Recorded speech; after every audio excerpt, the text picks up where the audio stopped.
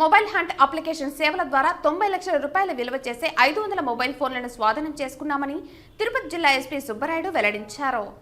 ఈ సందర్భంగా జిల్లా ఎస్పీ మాట్లాడుతూ మొబైల్ హంట్ అప్లికేషన్ సేవల ద్వారా భారీగా మొబైల్ ఫోన్స్ స్వాధీనం చేసుకున్నామన్నారు.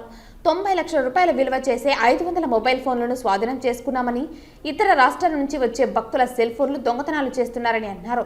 మొబైల్ ఫోన్లను దొంగతనం చేసే వారిపై ప్రత్యేక నిఘా ఉంచామన్నారు. మొబైల్ హంట్ అప్లికేషన్ ప్రారంభమైనప్పటి నుంచి 9 విడతల్లో 5,45,40,000 రూపాయల విలువ చేసే సెల్ ఫోన్లను స్వాధీనం చేసుకున్నామన్నారు. ఉన్నత విద్యావంతులే ఎక్కువగా మొబైల్స్ దొంగతనంకు పాల్పడుతున్నారని అన్నారు. జల్సాలకు అలవాటు పడి యువత దొంగతనాలకు పాల్పడుతున్నారని అన్నారు. దొంగతనాలు చేసి విలువైన జీవితాన్ని యువత నాశనం చేసుకోవద్దని పిలుపునిచ్చారు. తిరుపతి నగరం హోలీ టౌన్ కాబట్టి చాలామంది వ్యక్తులు ప్రతిరోజు ఇక్కడికి వచ్చి వెళ్తుంటారు. అందులో భాగంగా చాలామందికి సెల్ ఫోన్ థెఫ్ట్స్ అవుతున్నాయి. తిరుపతిలో ఇప్పటి వరకు దాదాపు మోర్ దాన్ 3,000 సెల్ మొబైల్స్ని రికవర్ చేయడం జరిగింది.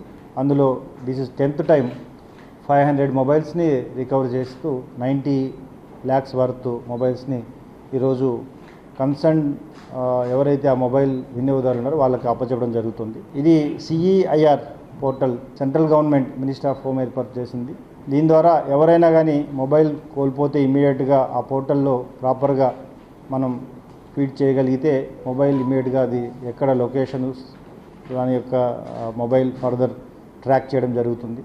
సో మీడియా ద్వారా అందరికీ కూడా మొబైల్ ఎవరైనా కోల్పోతే ఇమీడియట్గా కన్సర్న్డ్ యాప్ని CEIR యాప్ని కానీ లేదా మా తిరుపతి వాట్సాప్ నెంబర్ ఏదైతే ఉందో వాట్సాప్ నెంబర్ని వినియోగించి వాళ్ళ మొబైల్స్ని ఇమీడియట్గా పొందే అవకాశాన్ని కల్పిస్తున్నాము. మొత్తం దీన్ని సూపర్వైజ్ చేసిన additional SP admin Venkatrao and cyber inspector Vinod వాళ్ళ టీంని కూడా అభినందించడం జరుగుతుంది.